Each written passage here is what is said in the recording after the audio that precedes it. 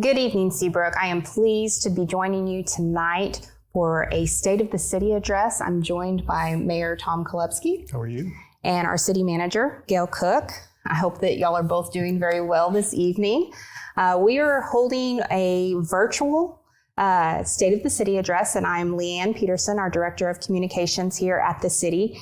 And one of the great things about it being virtual is that people will be able to interact with us at home through Facebook, on YouTube.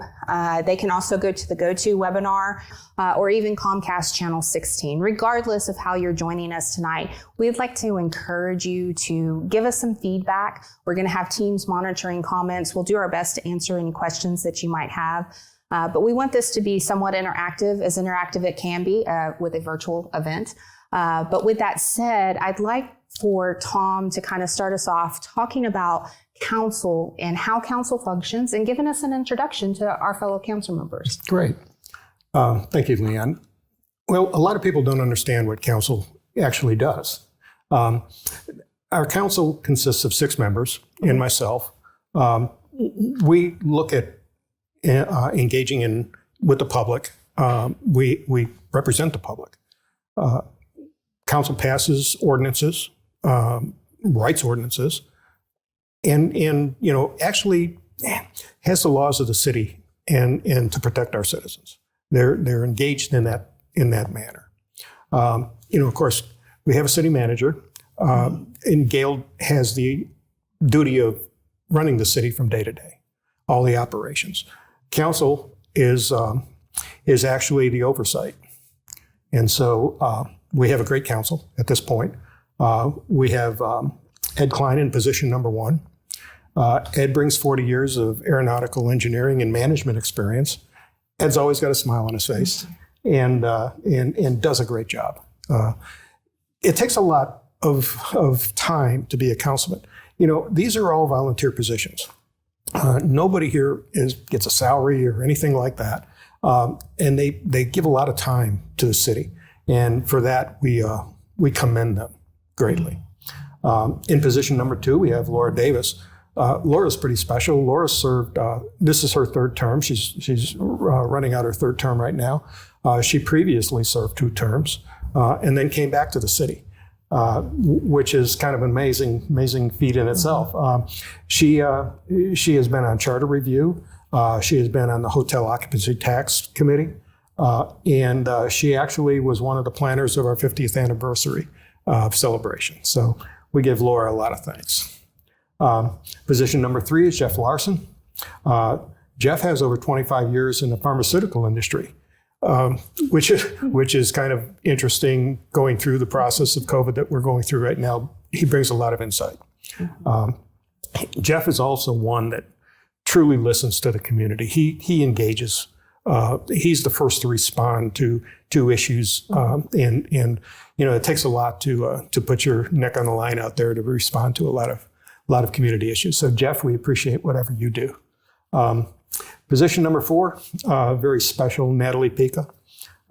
She's been mayor pro tem since 2017. She has 25 years in business development and transportation industry. Natalie has been on a lot of committees, HGAC, HCMCA. She's always been active, and I can't tell you enough how much I like her and appreciate her commitment to the city. Position number 5, Buddy Hammond. I've known Buddy for the last 20 years. We served on Planning and Zoning Commission together. He's served. He was on council in around 87. He's a P&Z member, or was a P&Z member, and he brings extensive human resource experience to the table. Position number 6 is Joe McCall.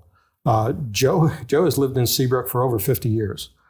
He grew up. He has extensive knowledge of the city, and that's a trait that we truly need. We need the history of the city representing the people on council. Mm-hmm. So we appreciate all of the hard work that council does, and like I say, they're truly volunteers. Yeah, and they're not the only volunteers. There's also several boards and commissions that council appoints to help with this process.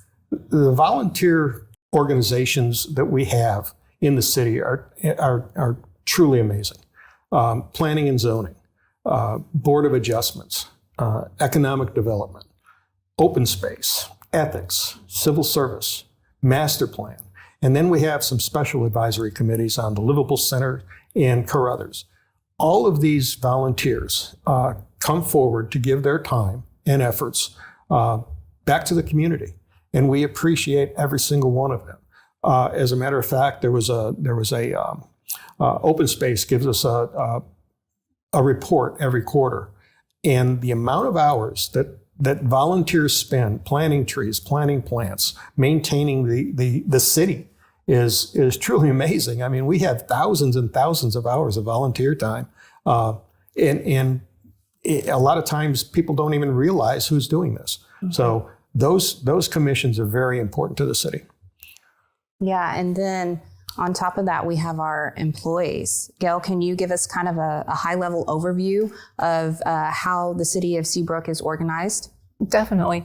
We have a little over 100 employees now. We've grown quite a bit over the last few years, and we have 11 amazing departments that it takes to run the city. And right now we have just brought on our EMS department, which is new. We use a volunteer fire department. So Seabrook Volunteer Fire Department is also a close partner to us as well. But for our managers, I do want to just take a minute to acknowledge them and recognize them, because without them, I mean, they actually do the job on a day-to-day basis. It's my privilege to get to manage these folks, but everything you see in the community is an effort by these great leaders. And so we've got Brad Gowdy, which is our Director of Emergency Management.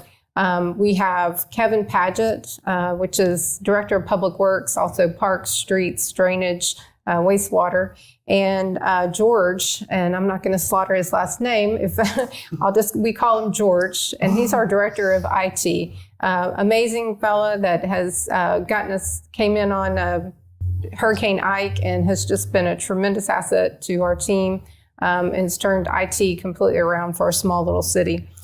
Jessica and Sarah is our Director of Municipal Courts, and we have LeaAnn Petersen is also our Director of Communications, and we have Mike Gibbs, which is our Director of Finance. Paul Chavez is our Director of Economic Development. Robin Lenio is our City Secretary. Sean Landis, and my second hand, is our Director of Community Development and also Deputy City Manager. So we love to wear several hats with our directors here, and Sean is no different. Sean Wright, many of you may know, is our Chief of Police and Director of Public Safety. And Yesenia Garza is our Director of HR. So as you can see, it's not just one person. It's a team that it takes to run a city, and the expertise in each one of these fields. And so we love to tout that we're a family, and it definitely takes a family to run a city. Yeah, and that is so true. As an employee, this organization is my family. It's my home away from home. We spend a lot of time up here, and this group of people, I mean, they're just amazing. So there's a lot of moving parts that we just talked about. We talked about council and our boards and commissions, and we talked about our city employees. And so with all those moving parts, I kind of want to dive into 2020 and the year that it was, and specifically talk about COVID, because, I mean, it's had an impact on our community. It's had an impact on our city. And so let's just kind of dive in. And Mayor, I'm going to just let you take the COVID conversation. Well, thank you, LeaAnn. It has been a difficult year. Doing virtual meetings and those type of things, and we'll get into that in a minute. But this was the fourth or the third disaster declaration that I actually signed. We had, of course, Hurricane Harvey. We had Hurricane Laura. We had COVID, and we also had recently the deep freeze of Uri. So I want to explain a little bit of what a disaster declaration does. It's not there to scare the public, to claim that, oh my God, there's a disaster coming. It's It's a funding mechanism. When the governor declares a disaster declaration for Texas, individual cities can declare a disaster declaration. It's to track funding. It's to track the expenses that a city incurs to get through a disaster. And it's a reimbursement through FEMA is what we're actually, the reason we signed a disaster declaration. So again, a lot of people didn't understand that. There was some questions of, okay, what does this mean? That's actually what it means. Of course, during COVID, we have a lot of businesses closed, schools closed, and there was a lot of impact to the city, and we had to adapt. It was a tough deal for a lot of businesses who had to close their doors. And then when we finally started, we're at 25% and 50% and social distancing and masks and everything. It was a huge impact on our businesses. Hotels took a big hit, and still are. So we had the CARES Act, and Gayle might want to explain the CARES a little more in detail. With EDC, we started a business retention initiative. We almost $250,000 out of EDC went to keep our businesses afloat, and it was a huge success. I can't think what EDC did to save our businesses. We actually, out of all of that incentive, we only had one business close, and that's an amazing feat. Other cities had way more percentage of businesses closed than we did. So again, kudos to EDC. They did a phenomenal job in that program. Our financials, sales tax actually increased during the pandemic. I think a lot of it was because of online shopping at our local businesses. When a few years ago there was a House bill that created a tax reimbursement to the city of delivery on online purchases, and our residents stood up. They shopped local. They ordered their food local. They had food deliveries, food pickups, and all of those tax incentives came to us. Mm-hmm. So the sales tax actually increased. Hotel occupancy, well, like I said, they took a pretty hard hit. We had, but what the city did was we curtailed our hot funds to the city, which we could do to stabilize them, and hopefully they're going to start rebounding here quickly. Yeah. So that being said, we survived, we endured, and we still are. Yeah, and Gayle, Mayor mentioned the CARES Act and what that is.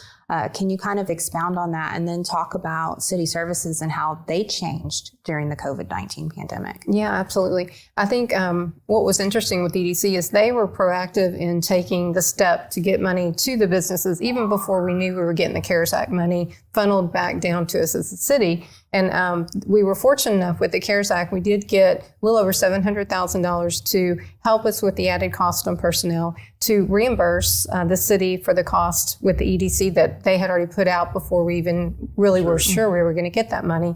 And we had to make a lot of changes to our personnel and to keep them safe with configurations. And so all that money we took and we were able to funnel it back into making all the procedural changes, the safety changes that we needed to make.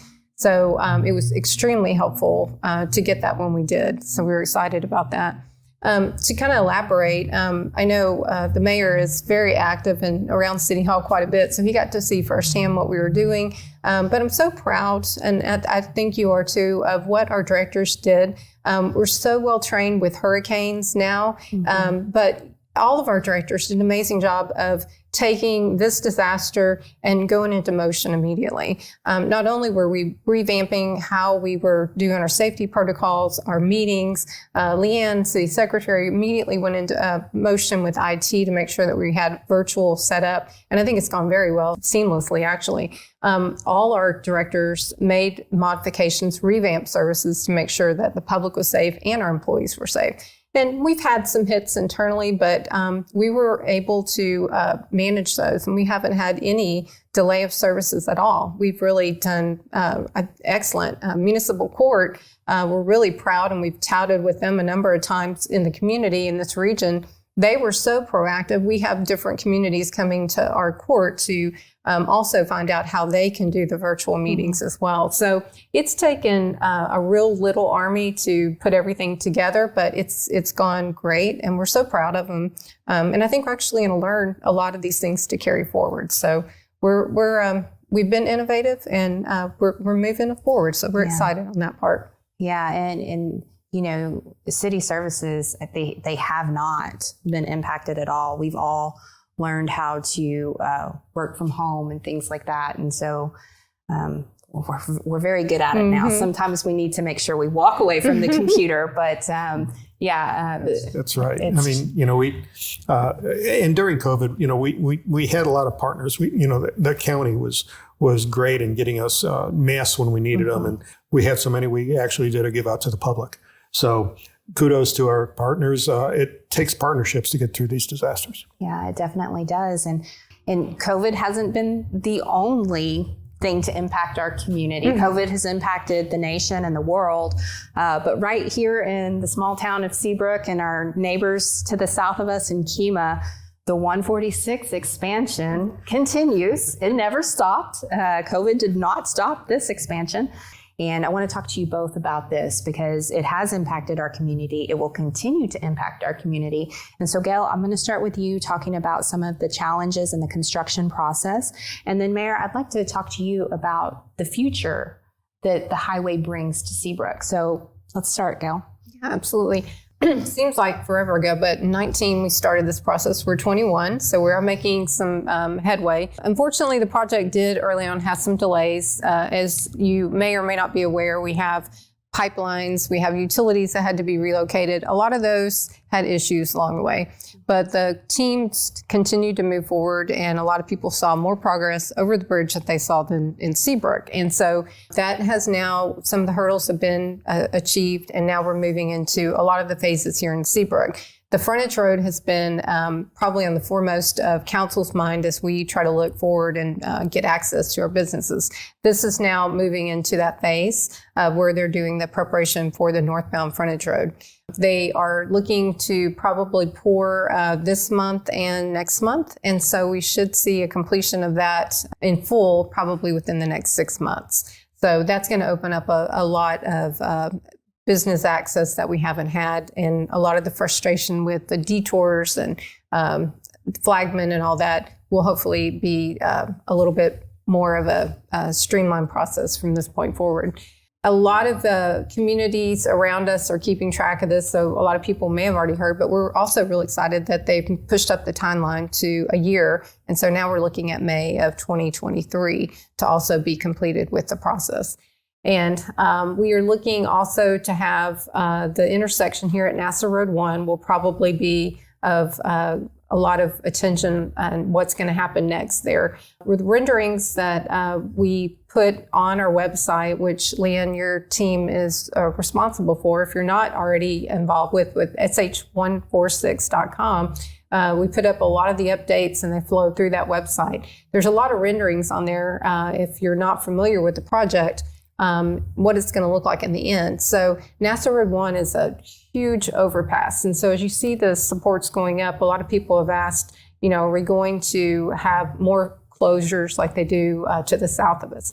Actually, no. NASA Road 1 will not have another support in the middle of that intersection.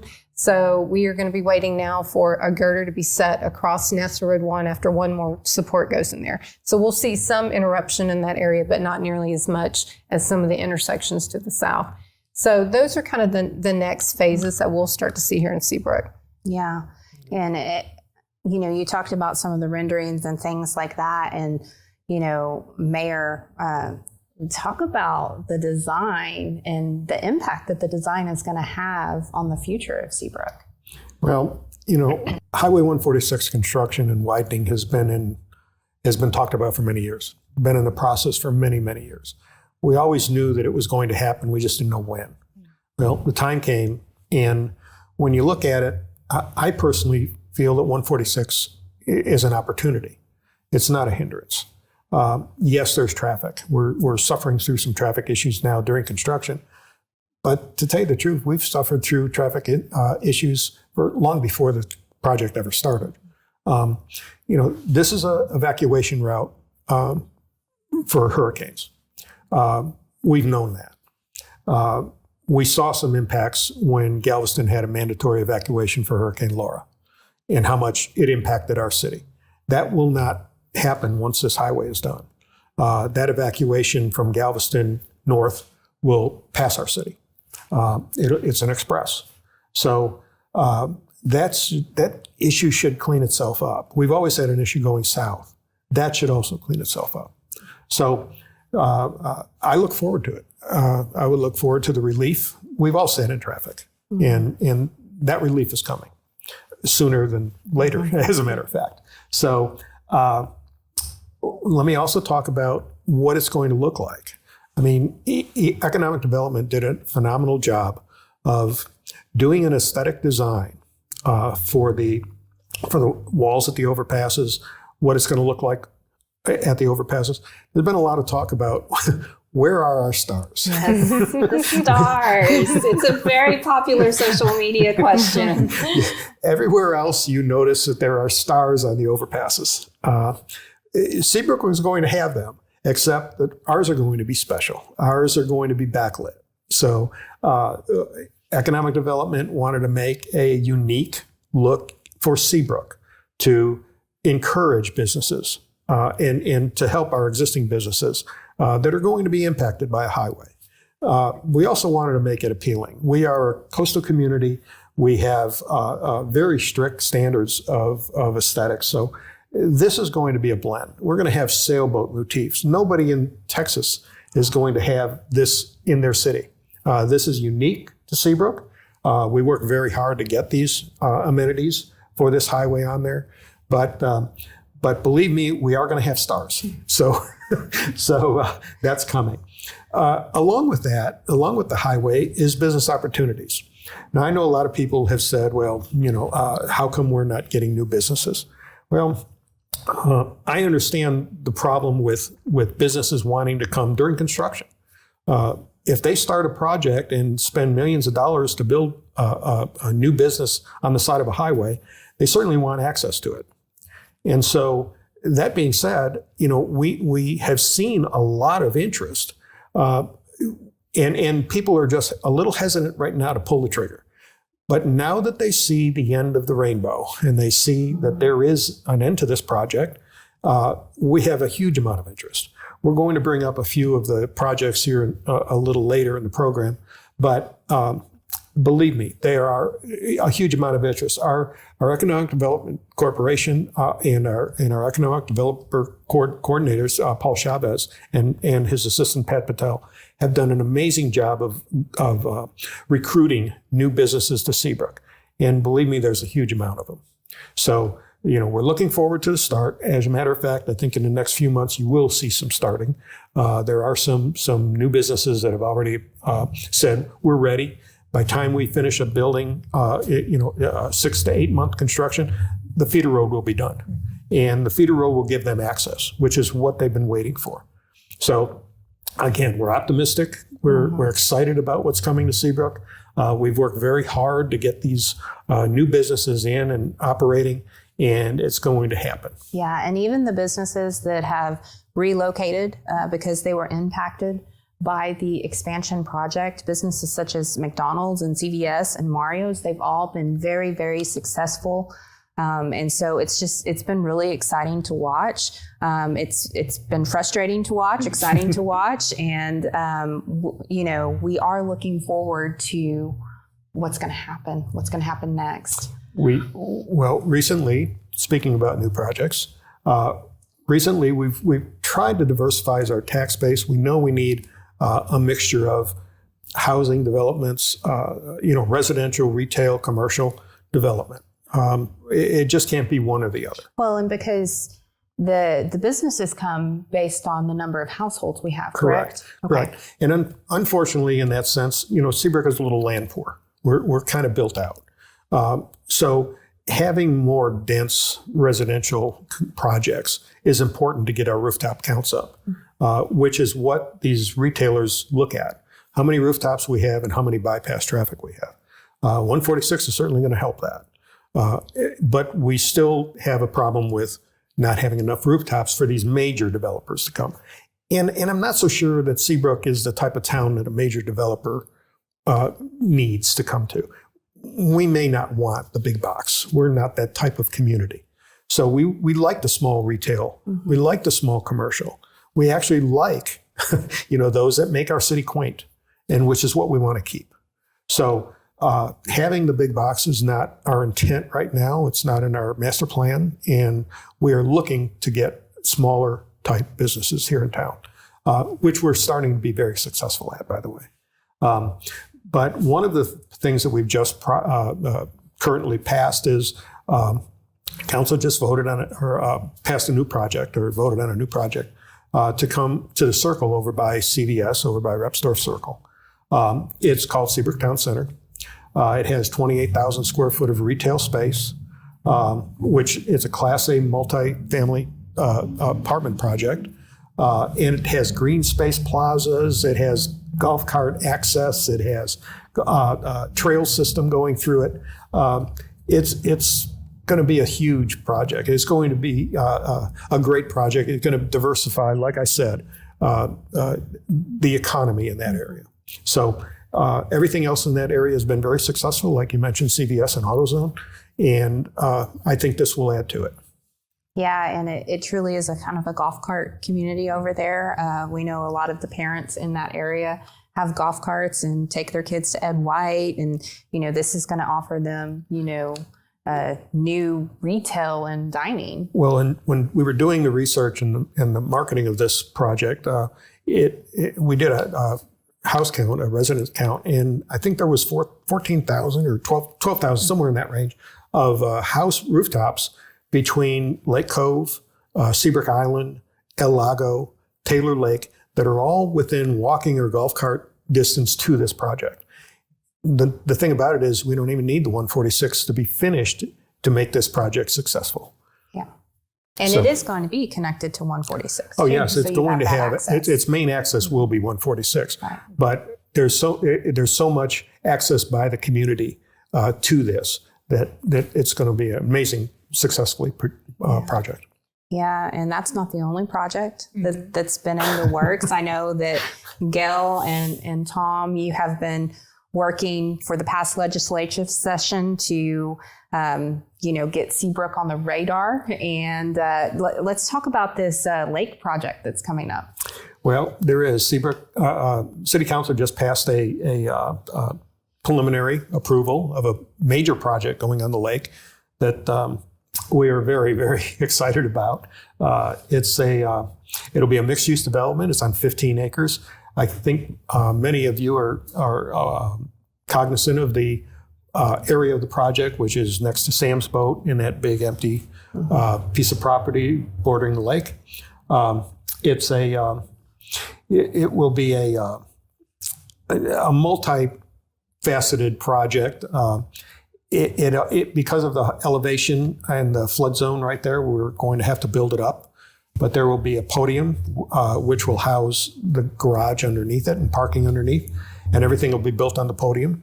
But it consists of, and I think you're looking at the picture, if we go from left to right, from the left side is a extended stay hotel with 76 suites in it.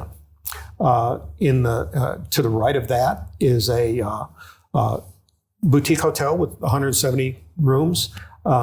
Unfortunately, I can't mention the name of the flag that's going to be on that hotel, but it will be very exciting. It'll be a 4-star hotel, very, very exclusive, and we can't wait to be able to announce the project, the name of the project. In the center is what LeaAnn just talked about, is a convention center. We went to Austin in the last legislative session with a bill to House Bill 4347. which would allow Seabrook to get a rebate on all of the sales tax, hotel occupancy tax, and beverage tax for 10 years in a radius around the convention center of 1,000 feet, which would encompass all of this project. That's a huge amount of money back to the city, enough to pay for the project probably in a very short time. So we're excited about that. Seabrook, is and it ties in perfectly with this project. But Seabrook has long wanted a project on this piece of property, and here's our opportunity. And here's our opportunity to partner along with the developers on this project. So very excited about this. Next to that is 4 restaurants, major 24,000, almost 25,000 square foot of restaurant, all facing the lake, all with a lake view, a beautiful lake view. And in front of that will be a Class A multifamily housing project. Yeah. So, when we went to Austin to get the House bill, of course, we needed a sponsor. State Representative Dennis Paul sponsored the bill for us. We were approved. We have been in contact with the state comptroller on getting the rebate and getting this all started. Mm-hmm. So very exciting project. More than we anticipated happening. A question that I get a lot on social media in different areas is I want some lakeside or water view dining, and this is just going to add. We already have some really wonderful options, but it's just going to add more. Yeah, this is going to actually it's going to benefit the whole area, the whole Clear Lake area. This project will bring visitors into the whole Clear Lake area, which is what we've been looking for. Right, for sure. And all these projects that are coming, we also have to think about utilities and how our utilities might be impacted. And there's always planning going behind the scenes for those utilities. Gayle, I kind of want to switch gears a little bit to talk more about utilities and a major utility project that is actually partially grant funded right now and potentially more is coming. Can you talk about our wastewater treatment plant retrofit project? Yeah, absolutely, LeaAnn. We've been mentioning it a lot of our communications. We're very excited. For decades, this community has had the one wastewater treatment plant over here on Main Street, and we've been very vulnerable to storms, and Ike was a real eye-opener for us. We knew it before then.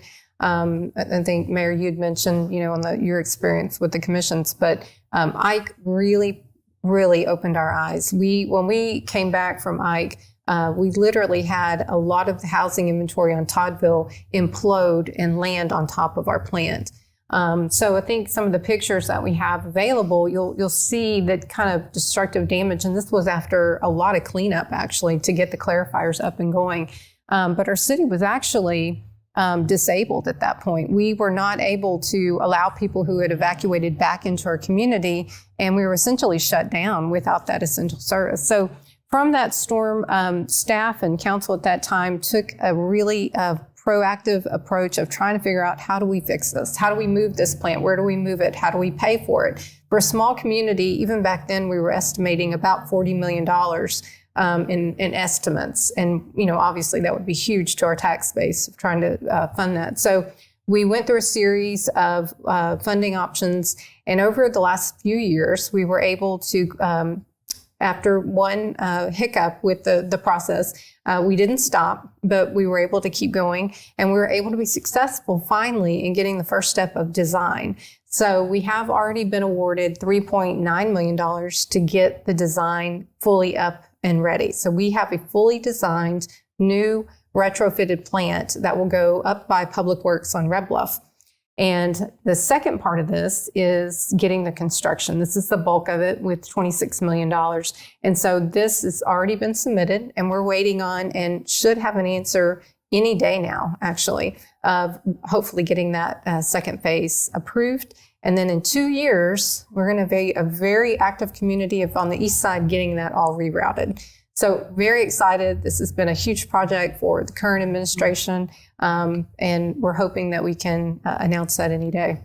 Yeah, and the current site is located on Main Street, as you mentioned. A pump station is going to go there, and it's going to open up some green space. Correct. The current site will be retrofitted to public access, and which is nice. It'll be on the slough, and giving us a little more water access. Going into this project, like I said, like Gayle said, back when I was on planning and zoning, the city was talking about this. That's almost 20 years now. And the need to have that sewage treatment plant relocated. I remember back then, the city and city administration was, where do we get the money? How do we move this? And it just kept getting pushed back and pushed back. The opportunity finally arose with the support again of our state representatives, our congressmen. We went to Washington, to get this through appropriations. This all had to be approved. And trickle down, it finally came to fruition. They said, I think this is a project we can look at.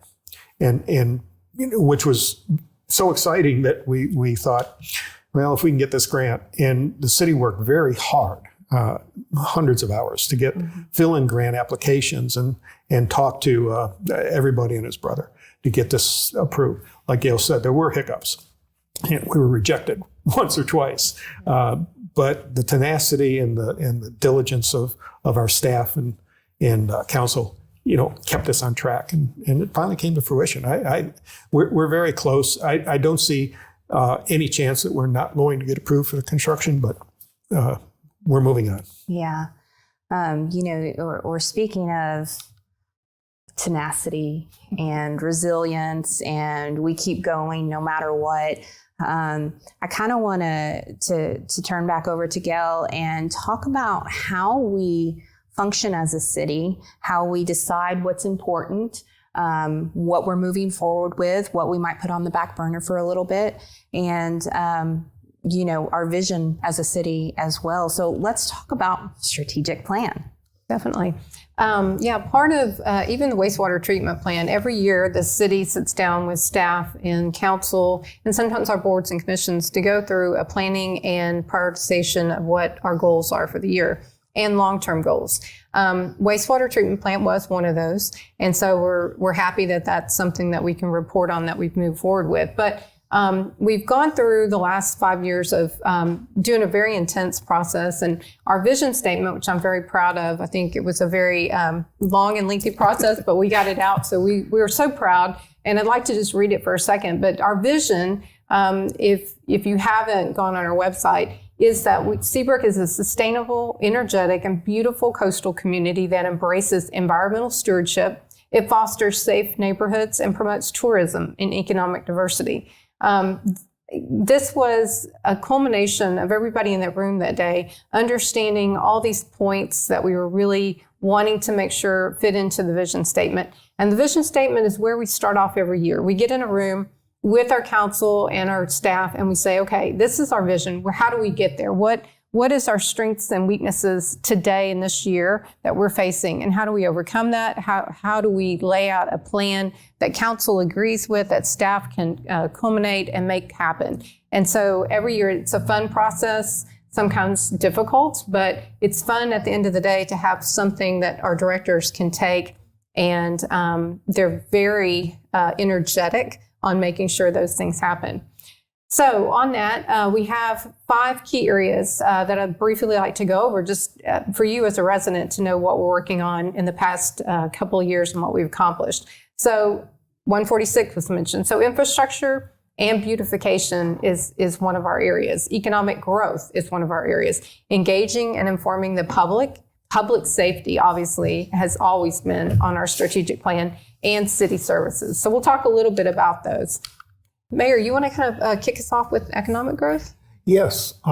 There's one of our biggest assets, of course, in the city is our trail system, and EDC maintains the trails. A lot of people don't know that, but because it's such a big tourist and economic driver, EDC takes on a lot of hats. And EDC does do the maintenance on the trail system, or pays for it. Also, EDC recently, in the past few years, has done over $500,000 in incentives to bring new business into town and to keep our existing businesses. Improvements, facades, and things like that to make it a little more palatable and a little more user friendly.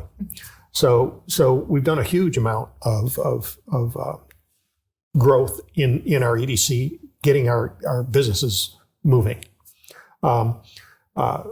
We support local shop campaigns. LeaAnn and her group on our website is putting out Shop and Dine Local. And it's been very successful, as you can see by our sales tax numbers. So we have aggressive retail recruitment.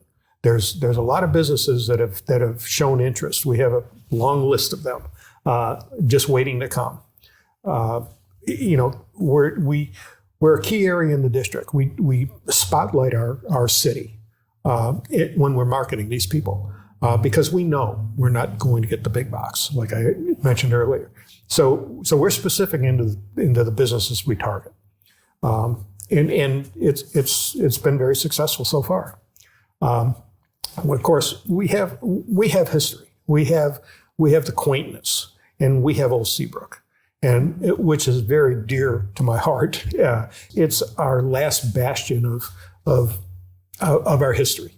So we're doing a livable centers study on it right now that was through a grant through HGAC.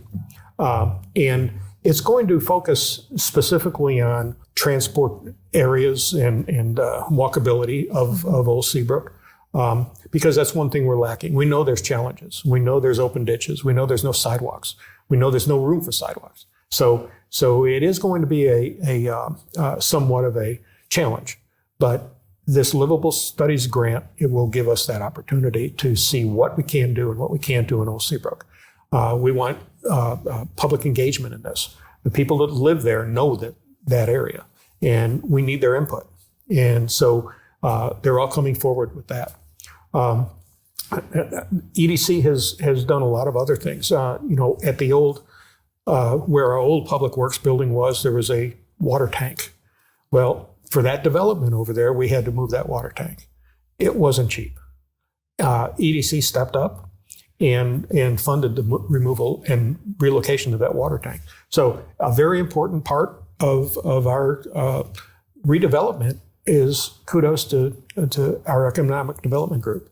Like I said, Paul Chavez and his staff, Pat Patel, have done excellent.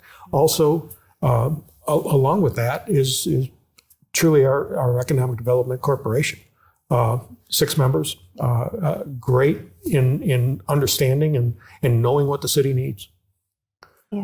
Yeah, definitely. And, you mentioned some of the infrastructure that has to support economic growth. That's a great segue into our beautification and infrastructure focus area. And, we have already talked about the wastewater treatment plant and, of course, 146, which is huge infrastructure.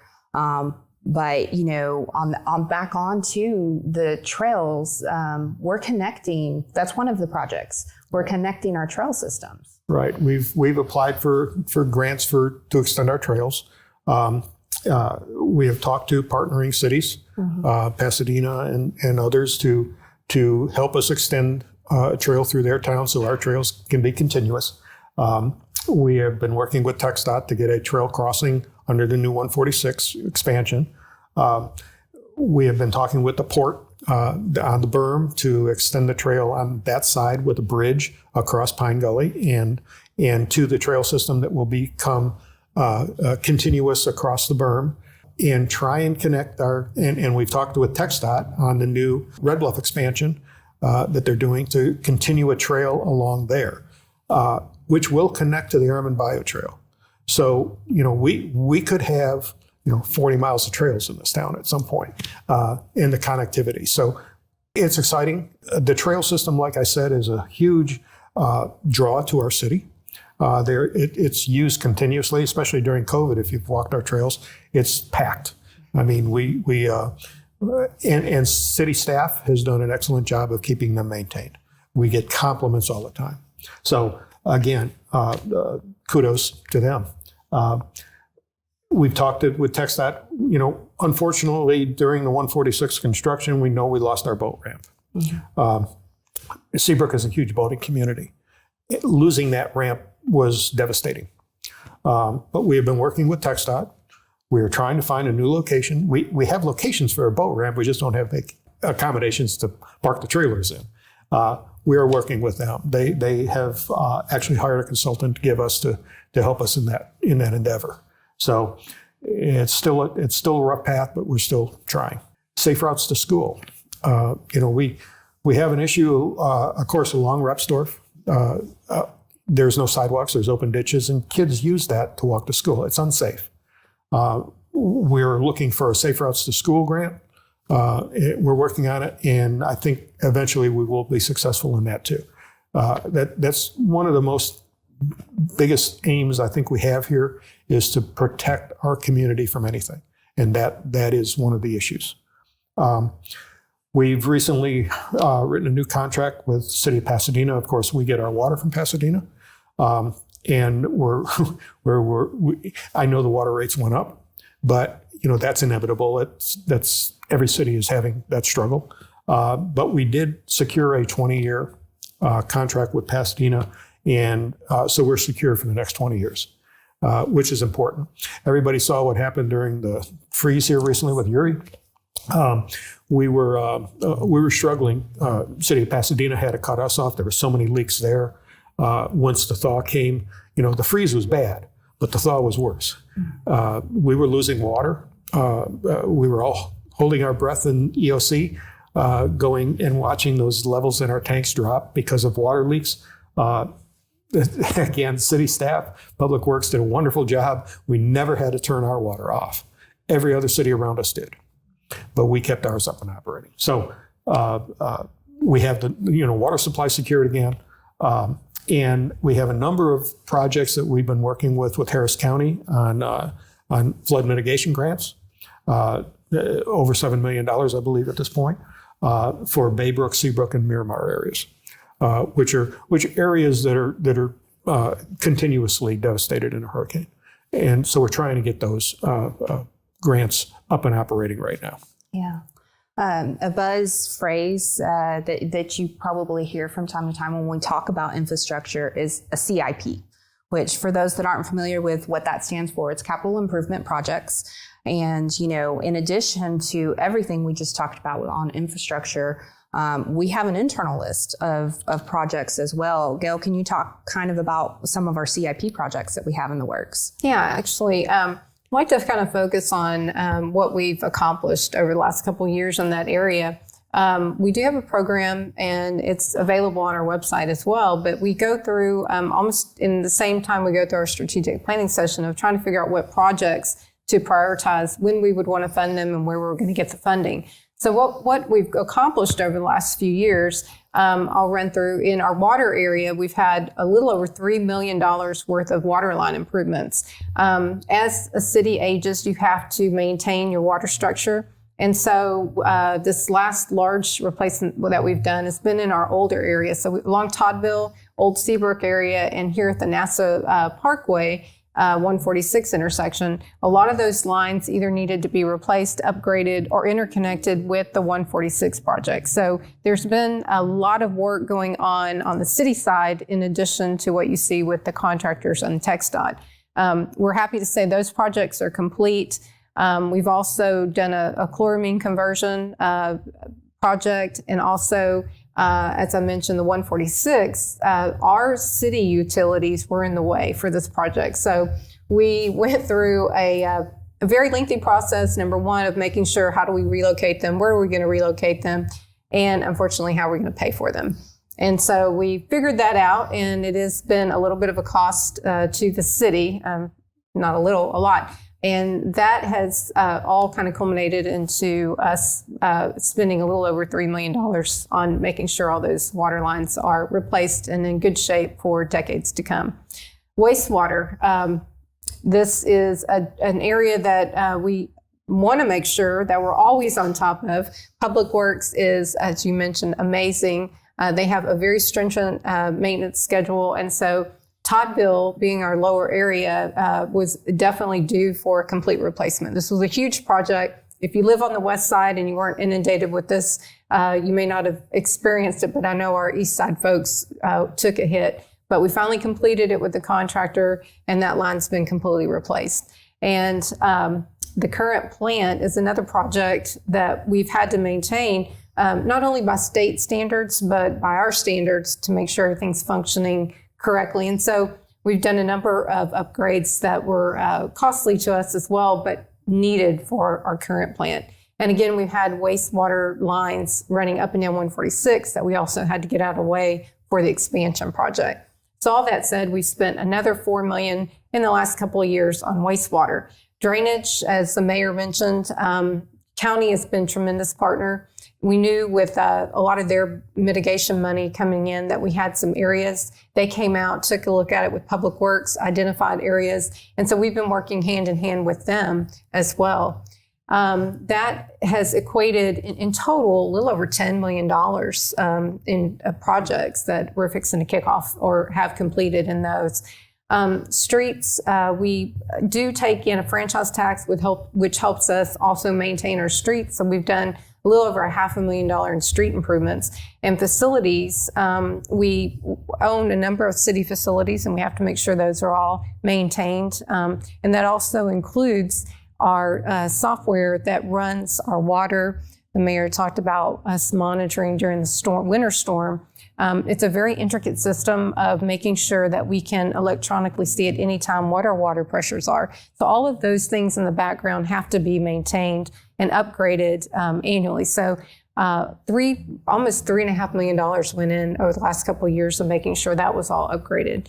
And lastly, our parks that we're so proud of. I think with trail expansions, the pending Texas Parks and Wildlife grant, we've got a little over $1 million sitting in that. So altogether, we've got, roughly $40 million almost, if you include our wastewater treatment plant of capital projects that we're either managing, waiting on, or in progress. Yeah, and like you said, a huge percentage of that is also being paid for with grants. Mm-hmm. And so, city staff and council does their best to try to, lessen the impact on the city's general budget. Well, these are things that a lot of our residents don't see.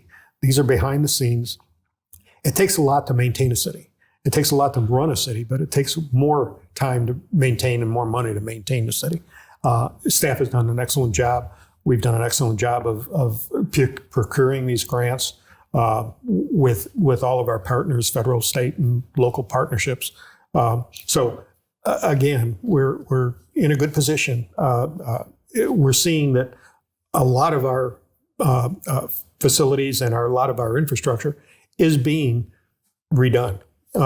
So as the city changes, as the city grows, as 146 affects us, we can be well assured that our utilities and our infrastructure is secure also.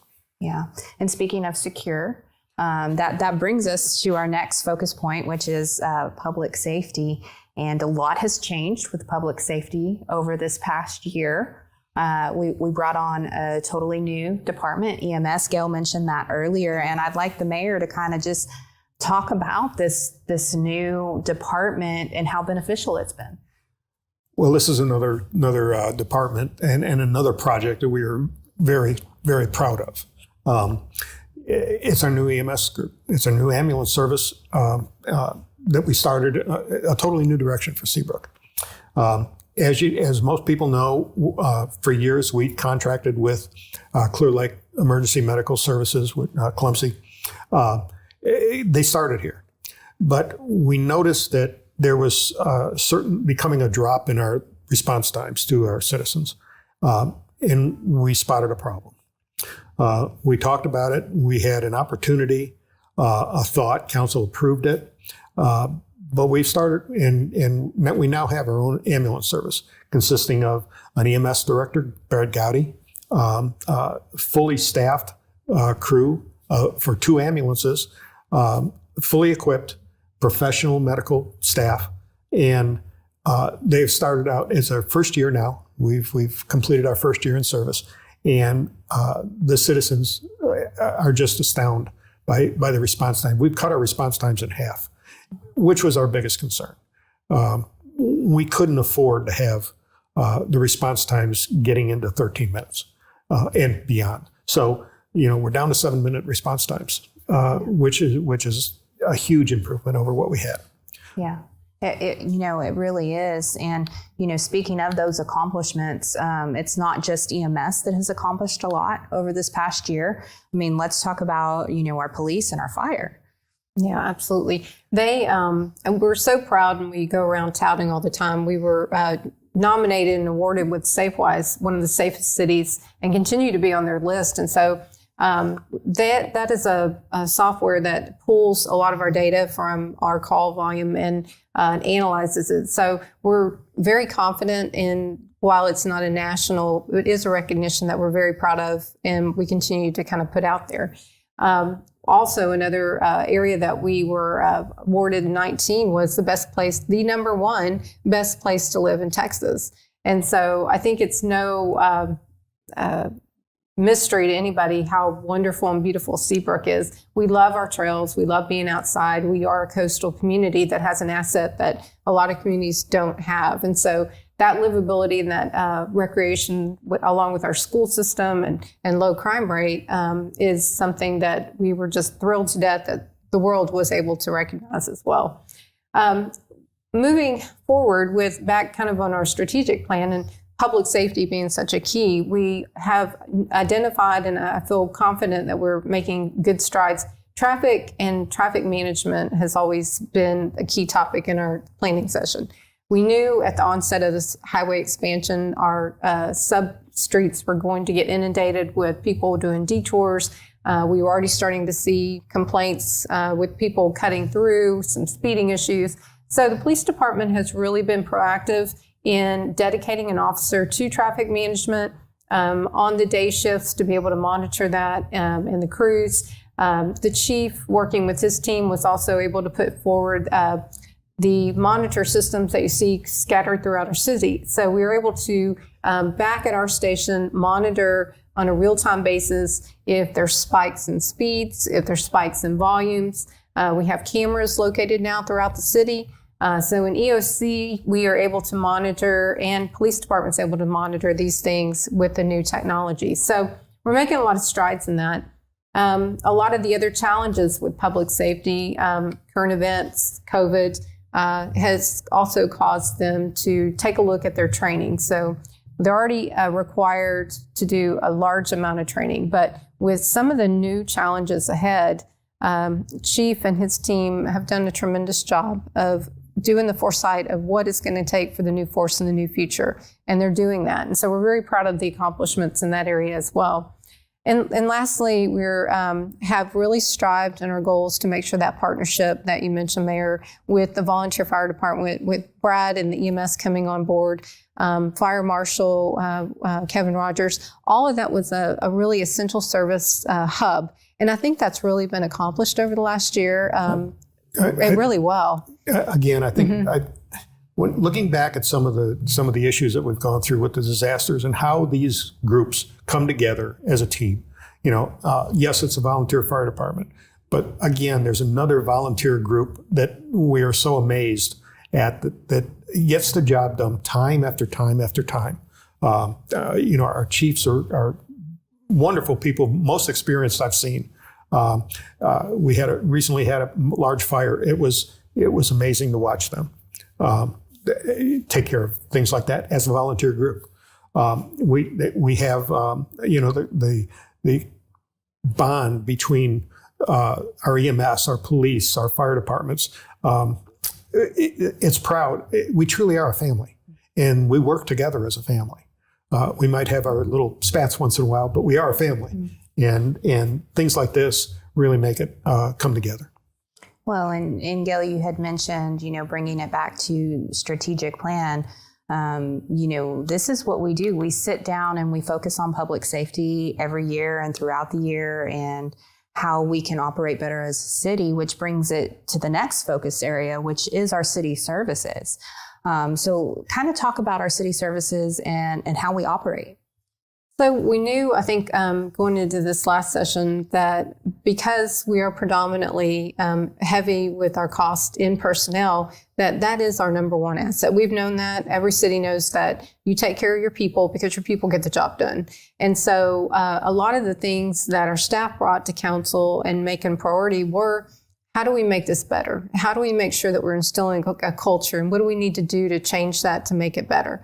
And so, recognition goes a long way.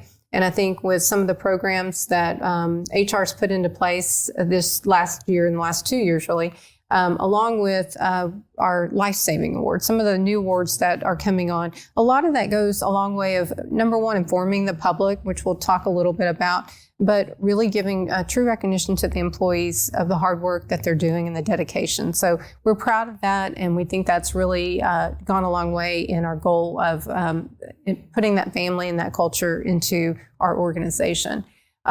We've also been we didn't at the beginning of this understand technology. We made that a goal to find technology and different ways to instill that. COVID actually opened up a tremendous door for us and sped that along in light years. And so we've gone, as we mentioned internally, we have all virtual meetings. We did a great job with social distancing.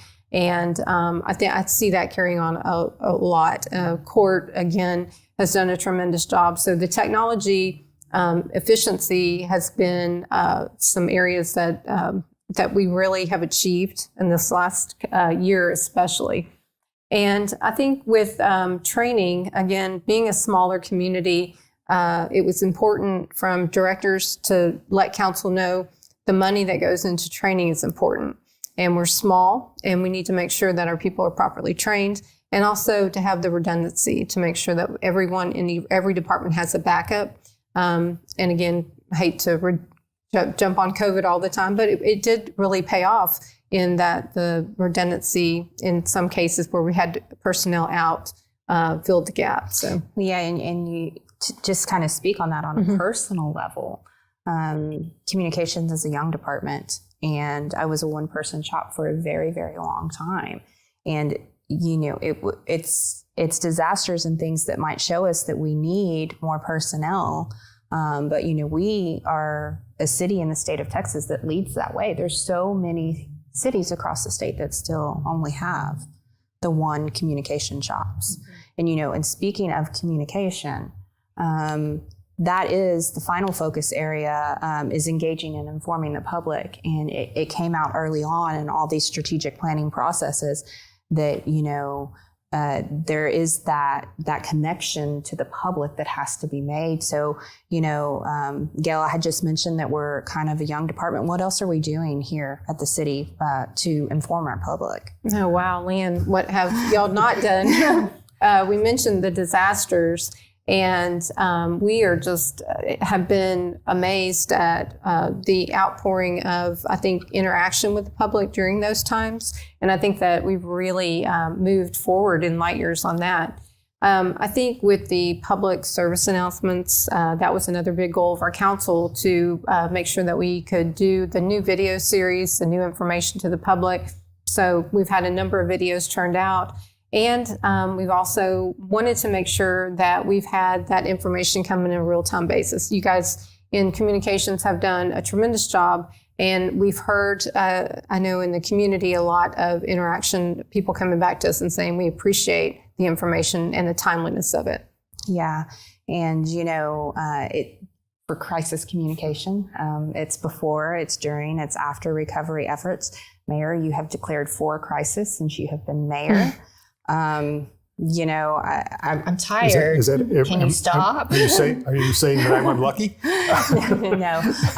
No, but even, we do engage with the public too. And my department has also absorbed managing events, and we've restructured the way that we hold events. You want to kind of give what we've done this year? Well, I think, it's just not communication during the crisis, but it's communication ongoing. you and your staff have been amazing in getting the information out. I hear it from other cities. I mean, other cities follow us. For instance, just during Uri here, I had numerous calls from other cities saying we are following you as our only link to what's happening outside. Nobody's got power, and yet we were getting information out by phone. These other cities weren't. So again, I'm proud of that. I'm proud of the work that our communications does. Rolling out the statehighway146.com, I notice that every day there's comments. Oh, it may not be a pleasant comment, but they're aware of what's closing, which is communication that these people need. So, keeping everybody informed is one of the major steps that I think we have accomplished through our communications department. We have when you mentioned our events, COVID changed the way we hold events. Breakfast with Santa was an amazing feat in itself. We held it this year. It wasn't virtual. It was drive-through. It was a drive-through event. It was held over by our Public Works. Children came through, driven by their parents. They got a little gift, hot dog on a stick or wrapped in a pancake. It was amazing. They had so much fun. They engaged. And a lot of residents said, boy, this was great. We want to do this every year. Maybe. Yeah. But having breakfast with Santa, which was crowded, you waited for Santa. This time the kids were with Santa individually. So it was great. The tree lighting, came. It was different. It was little. Maybe we didn't have the singers, but we did have a Christmas tree lighting. Mm-hmm. We have an upcoming Easter egg hunt, which is going to be a lot of fun. In the past, it's not, it's always been the 10-second scramble for eggs. Half the kids don't get them. It's never been fair. But this year, it's going to be different. It's going to be a scavenger hunt along our trails. Everybody is going to get an egg. Everybody's going to end up with a prize this year. So it is going to be different. It changed the way we look at our events. Hopefully we're coming out of this slowly. Our events will start happening again, and we'll move on. But right now we've done a tremendous job of keeping our public involved, our kids involved, and everybody happy. Yeah, and Mayor, that really kind of brings us to a close tonight. We have covered a lot of ground, but any closing remarks? Well, I'm glad that we had the opportunity to bring this update to the public in an effort to engage and inform you. Seabrook is approaching its 60th anniversary. We had less than 2,000 residents when Seabrook was incorporated. And over the past 20 years, our population has increased by close to 50%. So we're a growing coastal city. We know that. Seabrook is changing. We want to keep our heritage, though. We want to keep. We want to be close. We want to be a close-knit coastal community with a heritage, and that's important to everybody. So we've proven that we are strong, resilient, and innovative. Over the past year, for sure. Mm-hmm. We're optimistic that as the COVID restrictions decrease, that we'll change with that. But Seabrook is strong, and we're confident of a bright future. And so on behalf of City Council and myself and city staff, thank you for listening and participating. Yeah, thank you, Mayor, and thank you, Gayle, and thank you to our public for joining us tonight. If you're watching this after the fact, that's fine as well. We'll continue to engage with you on our social platforms. Have a great evening, Seabrook. Good night, everyone. Night.